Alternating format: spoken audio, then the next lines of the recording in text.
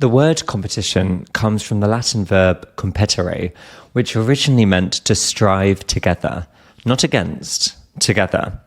That's quite a noble idea, actually, isn't it? That we push ourselves not in isolation, but in tandem with others.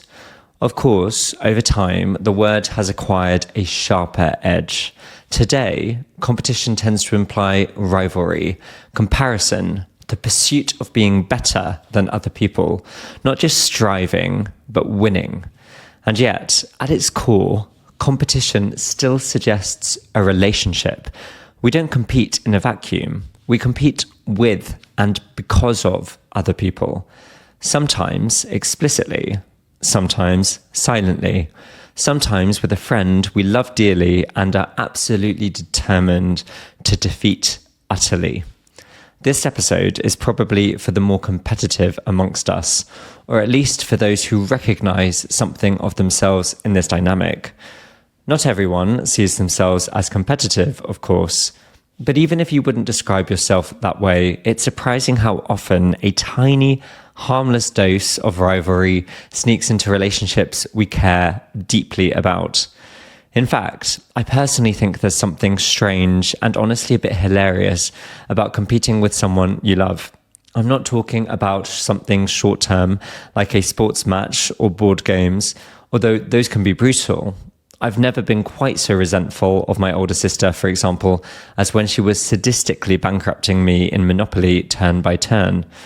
Instead, what I mean is the other kinds of competition, the unspoken ones, the ones that simmer just beneath the surface, the implicit comparisons, the low-level one-upmanship, the pettier stuff we don't talk about, but we still feel. Let's be honest, many of us compete with our good friends sometimes. Not maliciously, not dramatically, but there's often an unspoken awareness of what the other person is doing.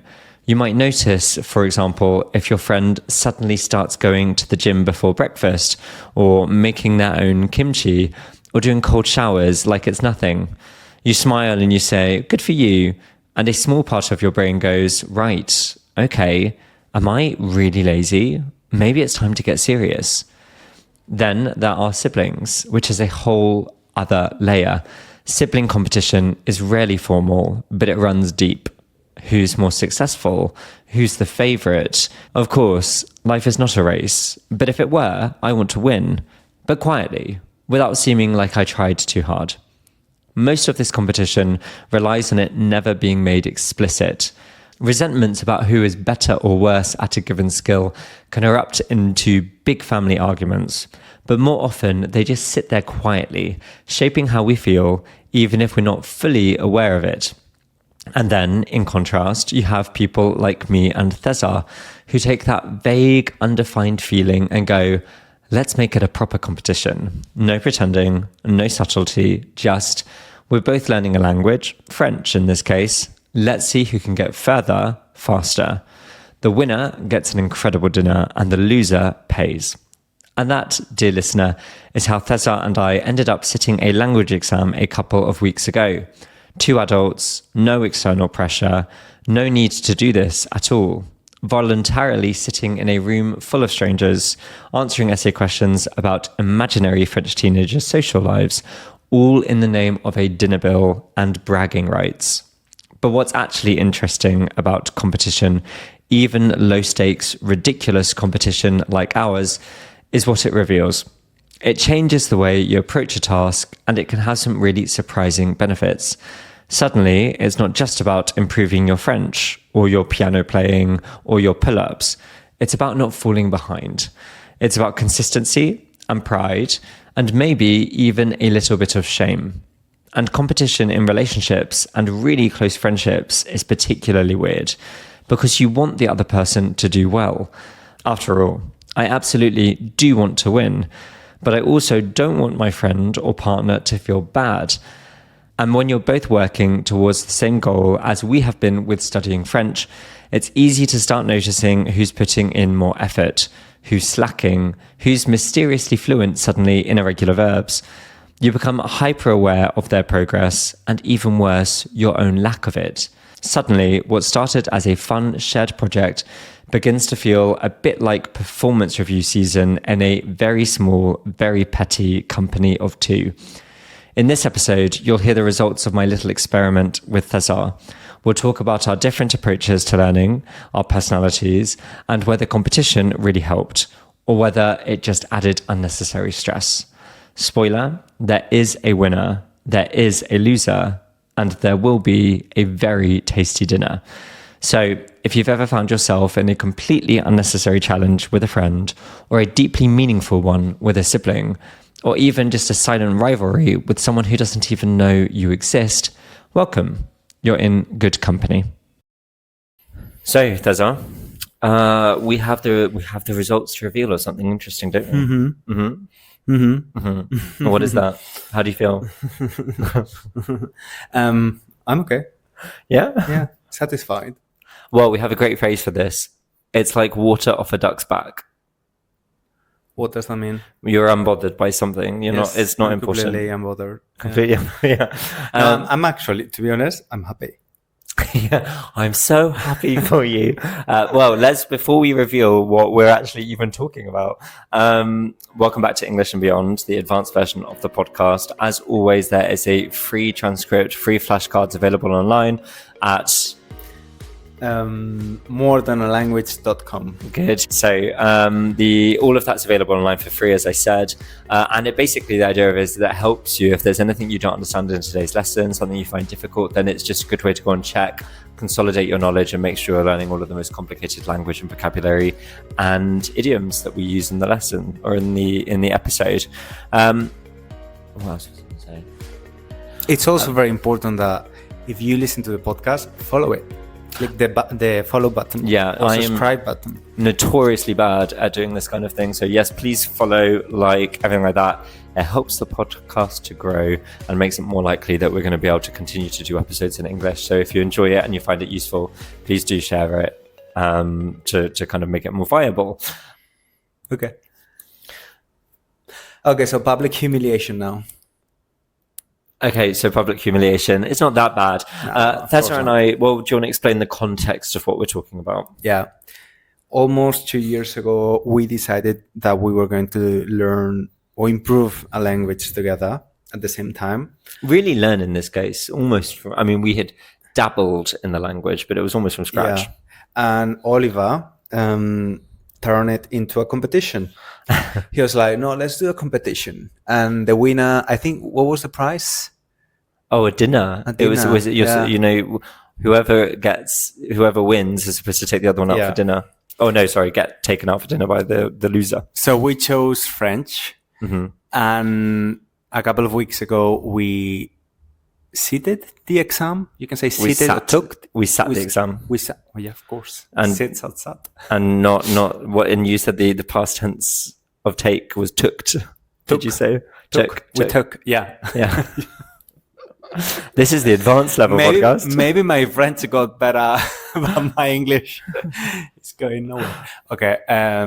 So we took this exam, and the winner, of course, is Oliver. I'm going to add a woo sound effect. Yes. So, who does that? Drag queens. Oh, okay. I think because their nails are too long. Because do you remember that clip of Nicole Kidman when she was clapping with really long nails and she couldn't clap properly? She looked like a seal. So I think that's why. So yes, we decided to do an exam. The idea was who can get to the B2 level more quickly, because you have A1, A2, B1, B2, C1, C2. And so we took an exam, an intermediate level exam, a couple of weeks ago. And César, you got a B1. And unfortunately for the results of the competition, I got a B2. So now that you've reminded me, I'm looking forward to the dinner that we're going to go out for. Mm-hmm. Mm-hmm. Mm-hmm. Where are we going to go? Somewhere nice? Well, since a couple of friends are visiting from London. Oh no, that's a cop out. I want a proper sit down, multi-course dinner with wine. Okay. This has been 2 years in the making. I take you to your favorite Indian restaurant in Valencia then. Oh, great. That is good. That's good. Oh, we can go before we go next week to France, because we're actually going on holiday to France because we're complete losers. we're going and doing a kind of a residential language course in the south of France. Yeah. I mean, as a language teachers, I have to say we talk the talk and walk the walk. Yeah, Right? that is true. We spend our free time after telling everyone, you have to study the whole way through the year in order to achieve the results that you want. And then don't give up for the summer. You have to carry on as much as you can during the summer. We are actually doing that, to be fair. Yeah, because there are some teachers who teach their own language and don't speak any other language. I think that's, sorry, but I honestly think that's slightly suspicious. Suspicious? Yeah. In what way? Like, I think it's one of the best things about keep learning languages if you're a language teacher, is that you can be in your students' shoes all the time. Yeah. Right? Well, I think it is a humbling thing to learn a language, isn't it? Like, one of our good friends is a very, very intelligent man, who is married to an incredibly intelligent woman. She is from Italy. He is from the UK, and he understands Italian amazingly. But he's basically said to me that his ego has never allowed him to properly dedicate the time to learning Italian kind of in an active sense, and being able to speak it, because he finds it so humbling to feel stupid speaking a language at a basic level, only be able to describe things in very rudimentary ways, in very basic ways, not being able to express himself as he can in his own language. And I think that I would agree with you to that extent, that if you are a language teacher who has never had to go through that process, then I think that means that you don't understand how hard and embarrassing it can be to go into a shop, to try to order something, for them not to understand you, or for them to switch immediately to another language, whatever. Yeah.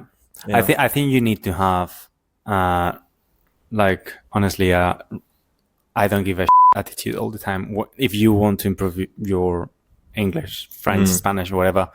And it's funny because I've considered myself quite a shy and introvert person. I'm an introvert.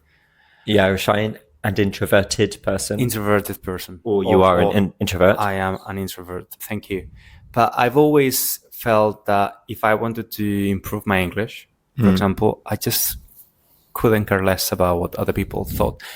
I have to say that for me, it's easier to go to a foreign country and speak the language than speak that language in a classroom full of people from Spain, for example. Because I think people are more judgmental. Judgmental. I was going to say bitchy, but interesting. I think we're very different people in general, because even in English, I often get you to order because I think I am shyer than you are.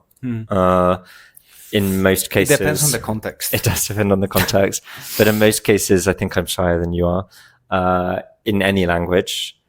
And I think that, and we can see that where, even though I think probably I've put more effort into learning French grammar, and I've put more effort into that aspect of the language studying, you have always done all the talking every time that we have gone to a French-speaking place.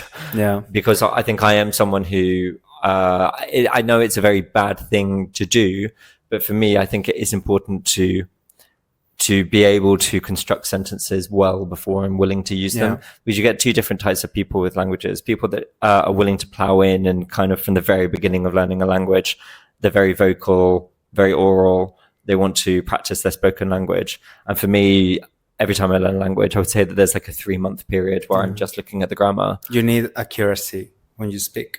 Whereas I'm like, if I don't know a word, I just make it up as I go along, or try in Spanish or Catalan, something like that. And I can admire that attitude. I can see that it works for people. But you have to balance out. I just can't do it. I couldn't do it. I wouldn't enjoy learning languages if I had to approach it that way. Yeah. But you should explain why you won this ridiculous competition. This competition without merit. Exactly. This useless and unimportant and meaningless competition. So I would say that the tips that I would have, and I think that maybe with the advanced level students as we have here, it's maybe not as relevant. I don't know. It depends on your particular problems with the language or not. But for me, I think that the most important thing by far is consistency. Finding something that you enjoy and are able to do regularly, something you don't view as a punishment, something you don't view as something that you're inflicting on yourself every day, but instead something you're quite eager to do. So there's a really good app for French that I have used that I really recommend. And for example, with your Spanish courses, I think because we don't have any in English yet, I apologize, but I think if someone really enjoys your course, enjoys learning with you, and is therefore willing to do it every day, which is a lot of the time the feedback that you get, I think that is something that's very useful. Yeah, I get that feedback a lot. Because my online courses are no better than other colleagues who are doing the same thing or the same type of content or courses. But it is true, if you like someone, if you are used to someone, you know, explaining to you things, listening to the podcast, watching the videos, you enjoy more the experience of learning with them. That happens to me all the time because I consume a lot of online education courses. So consistency is key. And how do you build consistency? Not feeling that you are doing something that is a slog. Yeah. But instead something that's actually pleasurable. Exactly. Yeah. Yeah. And so, I mean, actually I have been asked I've been asked by listeners of this podcast and the intermediate podcast whether we have English courses.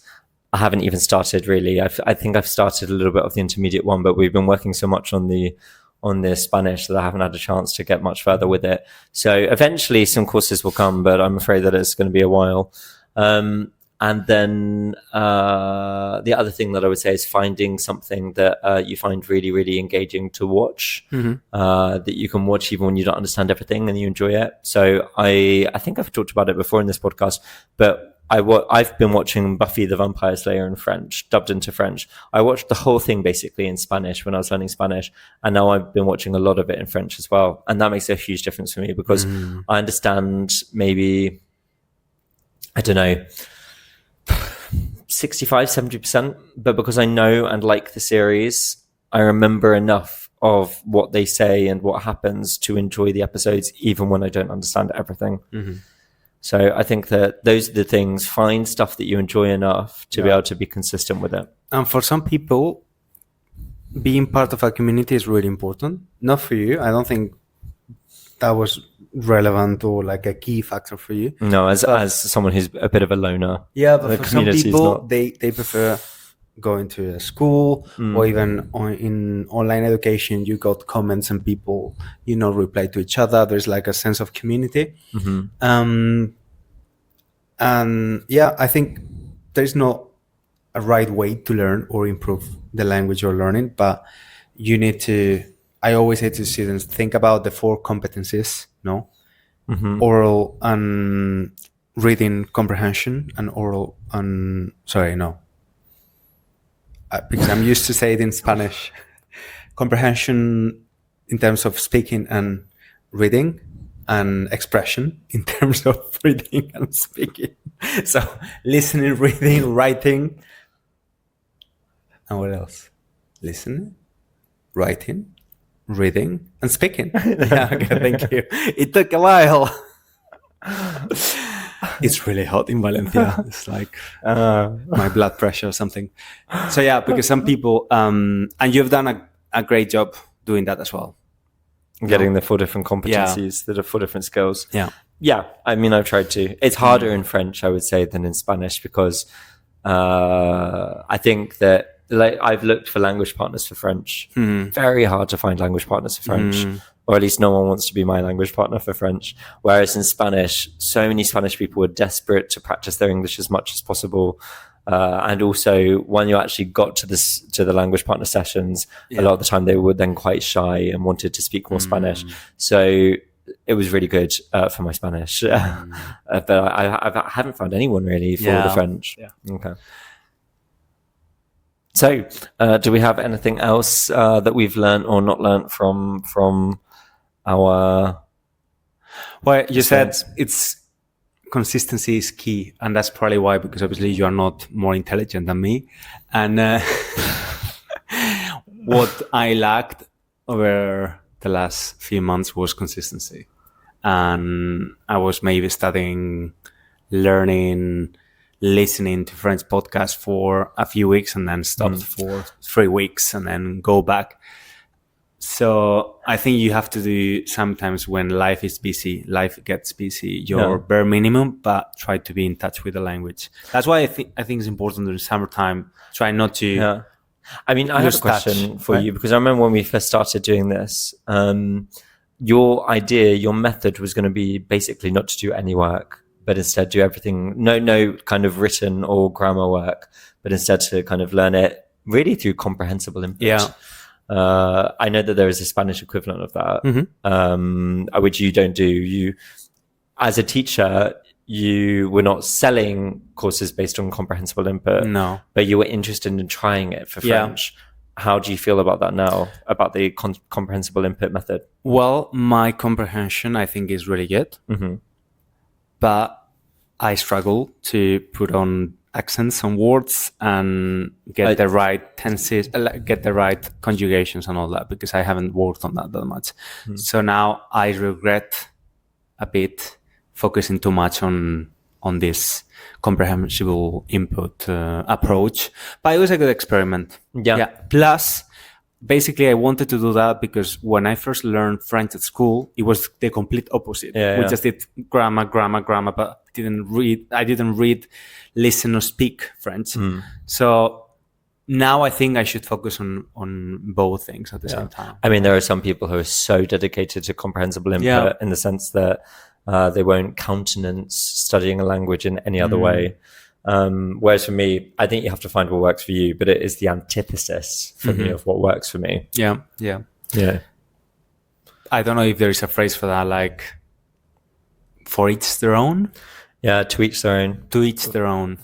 Yeah, if you want to say that it's like a matter of personal preference or something like that, you can say something like different strokes for different folks. Okay. Which is a little bit weird, because a lot of the time, folk is a kind of, I think it's a very old-fashioned English word that is still sometimes used in more context in America. So, I think kind of like friendly Southern politicians in America are likely to use the word folk to describe kind of like the good folk living in this town. And I think folk, a lot of the time, folk is actually kind of like a plural word in itself, like people. Okay. But you can also say folks. Okay. Like it's like an American politician could begin a speech being like, "Folks, it's great to see you," that kind of thing. I think. But now I've said folks so many times that now it just sounds really weird. Yeah, it sounds like. I like the swear word. Oh, okay. Well, I'll have to bleep you. So, thank you very much, listener, for listening. Thank you. As César said earlier, please do follow, like, subscribe, blah, blah, blah, everything like that. Share the podcast. And the podcast will return in 2 weeks, because now we're entering the summer period. And I'm going to be studying so much French that I'm not going to be able to find the time to record, edit, upload as much. So thank you very much for listening so far this year, and until next time, goodbye.